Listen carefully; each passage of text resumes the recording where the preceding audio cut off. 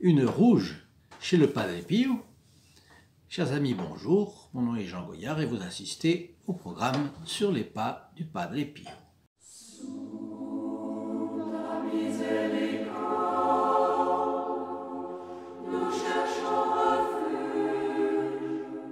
Un petit commentaire en préliminaire. Vous savez que notre société se présente sous un jour chaque fois plus noir. Aujourd'hui, j'ai vu dans la presse que plusieurs blasphèmes, plusieurs profanations ont été faites contre des statues de la Sainte Vierge ces jours-ci en France. Malheureusement, ce n'est pas qu'en France.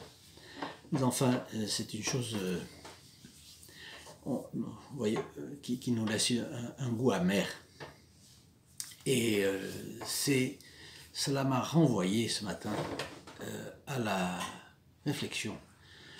Il nous faut absolument faire quelque chose pour ce pays, pour l'Église dans ce pays. Et qu'est-ce qu'il y a de mieux que de diffuser la dévotion au Padre Pio? Le Padre Pio était un homme qui avait une transparence avec le bon Dieu. Au fond, sa vie est un témoignage permanent du surnaturel. Avec le Padre Pio, on entre dans le surnaturel. Et énormément de gens sont allés voir le Padre Pio par simple curiosité. Et en réalité, ils ont trouvé le surnaturel. Et ils ont trouvé Dieu. Et aujourd'hui, avec l'histoire que je vais vous raconter, on le voit énormément. Mais il faut essayer de replacer ça dans le contexte, non pas seulement de l'époque, mais d'aujourd'hui. Nous devons faire ensemble, vous et nous, un grand apostolat du Padre Pio. Et comme ça, nous allons faire du bien à la France, à notre jeunesse, aux moins jeunes, aux anciens. Il faut que les gens revoient dans ce pays. On raconte qu'il y a un laïcisme galopant. Je pense que le laïcisme est beaucoup moins fort que ce qu'on raconte. Les journaux en font tout un plat, bien entendu.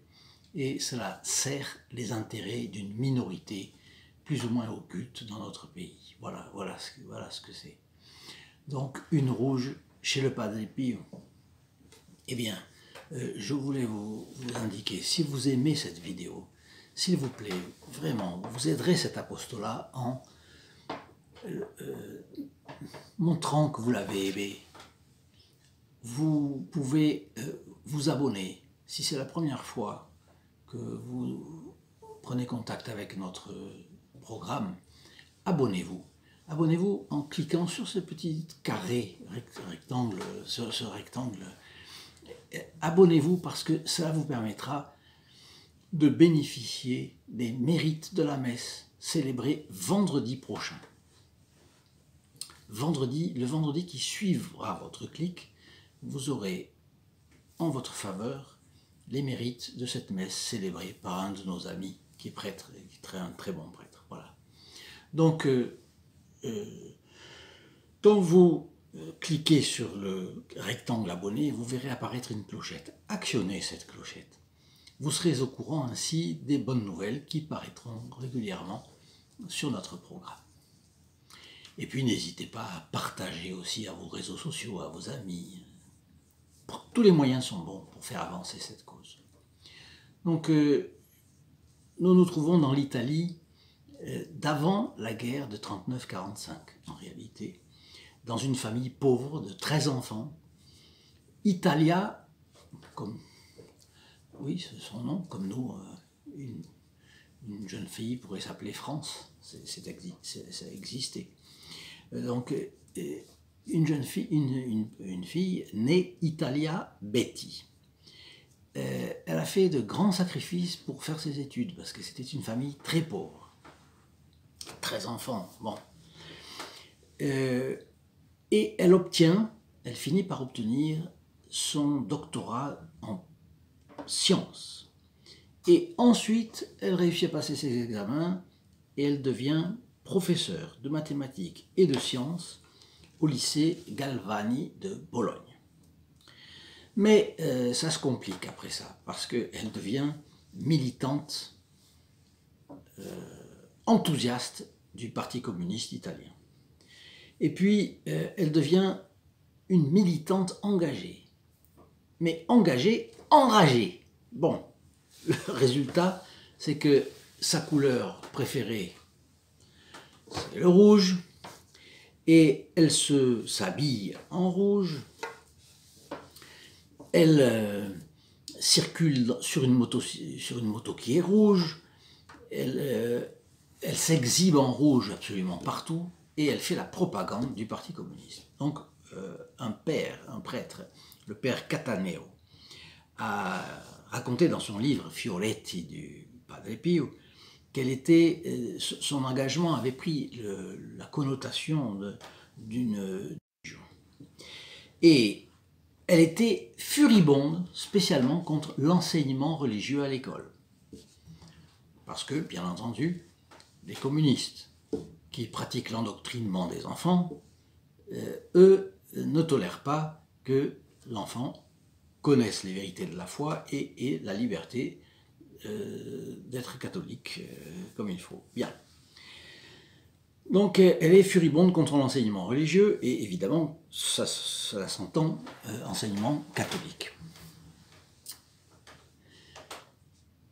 Et puis un jour, elle se sent physiquement fatiguée, maladie qui commence, mais aussi spirituellement épuisée.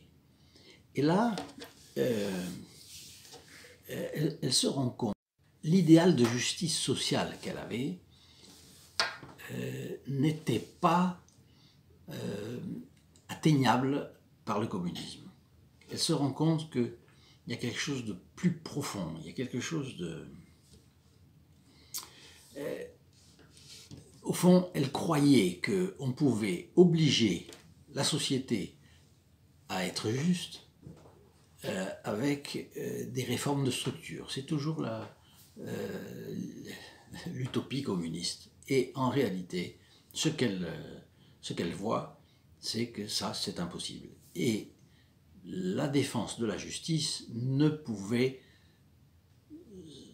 être réalisée que dans une perspective chrétienne. Et au fond, sans le savoir, elle arrivait à ce que disait un pape un jour, vous savez, si le collecteur d'impôts devient chrétien, et puis le contribuable, et puis le professeur et l'élève, les parents, les enfants, le magistrat, le policier, bon, si toute la société est imprégnée de catholicisme, alors tout simplement on aura une société parfaite. Nous savons bien que la perfection n'est pas ce monde, évidemment, mais disons qu'on comprend qu'elle a entrevu cela. Dans ce contexte, tout d'un coup, elle voit le Padre Pio en songe. Une nuit, elle rêve et elle voit le Padre Pio. Le Padre Pio se tenait près d'une maison, mais c'était clair, on ne pouvait pas rentrer dans cette maison sans être terrorisé. Et ou bien on restait dehors en paix, ou on rentrait dans cette maison, mais il fallait passer par la terreur. Alors c'était incompréhensible, elle a été très troublée par ce rêve, et finalement elle s'est dit, bon ben, je vais voir le Padre Pio à San Giovanni Rotondo. J'y vais pas seule, elle y va avec sa mère, avec sa sœur, bien encadrée, bien. C'était en décembre 1949. Donc c'est après la guerre. Oui, c'est après la guerre. Alors là, elle commence à assister à la messe du Padre Pio. Et là, déjà, elle se sent bouleversée. Elle ne sait pas pourquoi. Surtout cette messe lui ouvre des horizons spirituels, une chose à laquelle elle n'avait jamais pensé. La religion, c'était l'opium du peuple pour elle. Et de telle manière, elle est choquée qu'elle reste pendant 2 heures dans l'église à réfléchir. C'était une doctrinale, puisqu'elle était au Parti communiste pour des raisons doctrinales, la justice sociale, etc. Donc en fait, elle est bouleversée dans ses notions. Et une communiste qui reste 2 heures dans l'église à penser, franchement, c'était une grâce. À la suite de quoi, elle demande la confession au Padre Pio. Vous voyez comme c'est. Si vous aimez je rappelle, si vous aimez cette histoire, n'hésitez pas à mettre votre like, à vous abonner et puis à actionner la clochette, n'est-ce pas?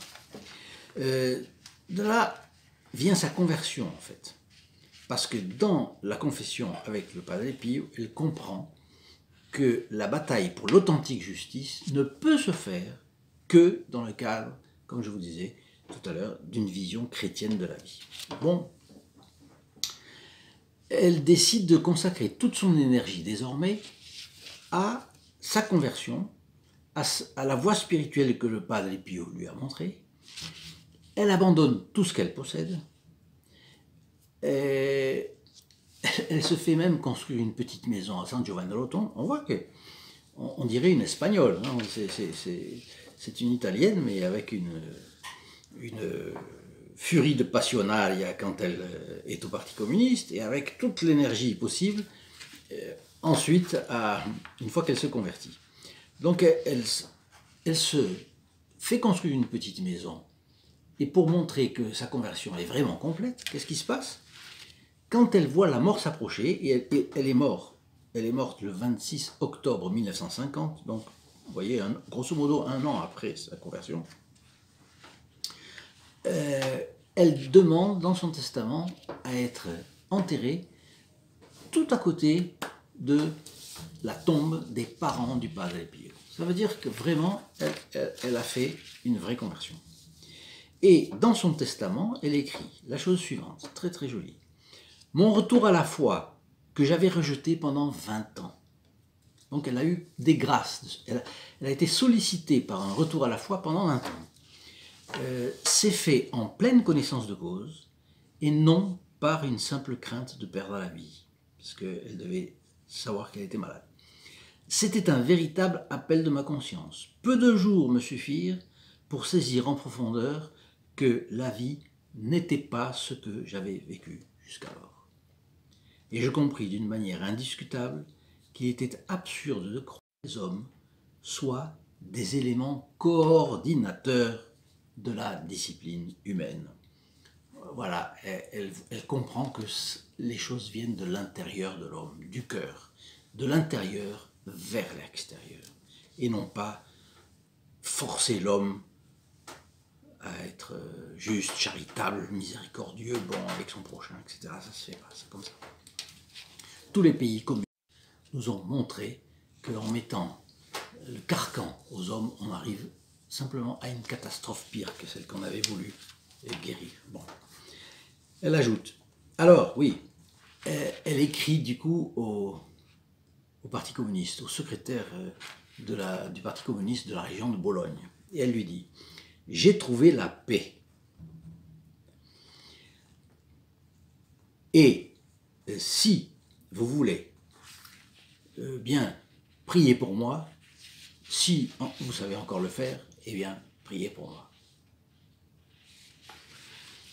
Évidemment, ce n'est pas sans une petite provocation qu'elle ait écrit ça. Mais voilà, imaginez l'indécision interne des membres du Parti communiste de l'époque, 49-50, où le Parti communiste était très fort en Italie, comme en France d'ailleurs, et ils sentent qu'il y a des choses qui leur échappent. Alors, je trouve beaucoup d'intérêt à cette anecdote, parce qu'on voit d'abord que le Padre Pio peut toucher n'importe qui. Vous qui avez des enfants dans la mauvaise voie, des petits-enfants dans la mauvaise voie, eh bien vous savez que vous pouvez prier le Padre Pio. Et plus vous le ferez avec confiance, plus il vous aidera. Je vais vous dire pourquoi. La prière est nécessaire. Le sacrifice est une prière au-dessus de la première, parce que c'est un genre de prière qui coûte, n'est-ce pas, qui coûte plus que simplement prier. Mais la confiance, dit-on, est une archi-prière. Pourquoi? Parce que la confiance fait que je me mets dans une position de dépendance totale vis-à-vis de quelqu'un, d'un saint que je prie, la Sainte Vierge, le Padre Pio. Le Padre Pio renvoyait toujours à la Sainte Vierge d'ailleurs. Le canal de grâce qui le reliait au ciel, c'était la Sainte Vierge. Nous aussi. Mais nous avons aussi le Padre Pio. Donc, nous allons voir que le Padre Pio est pour nous un canal de grâce supplémentaire. Sachons l'utiliser, sachons recourir au Padre Pio, sachons lui demander, et avec confiance, cette confiance qui fait que je me mets dans une dépendance totale de rien, je ne peux rien faire par moi-même, j'ai recours aux personnes par lesquelles Dieu a bien voulu passer. Donc voilà une chose importante pour nous, c'est de se lancer dans cet apostolat du Padre Pio et essayer de casser cette carapace de laïcisme qu'il y a en France. Le Padre Pio peut nous aider à ça. Ce que je vous demanderai, c'est si vous aimez cette vidéo, cliquez sur le j'aime, le like, faites-le pour le Padre Pio. Abonnez-vous, faites-le aussi pour le Padre Pio, il vous aidera. Vous vous abonnez, vous aurez les bénéfices de la messe célébrée pour les récents abonnés depuis une semaine dans notre programme, et actionnez la clochette et vous verrez que là vous aurez les nouvelles importantes qui se seront passées dans notre programme sur le Padre Pio. Et enfin, n'hésitez pas à partager avec vos amis, avec vos relations, avec vos réseaux sociaux. C'est important, faites tous vos efforts. Le Padre Pio vous le revaudra. Je vous souhaite une bonne journée, une bonne semaine sous la protection du Padre Pio et que Dieu vous bénisse. Au revoir.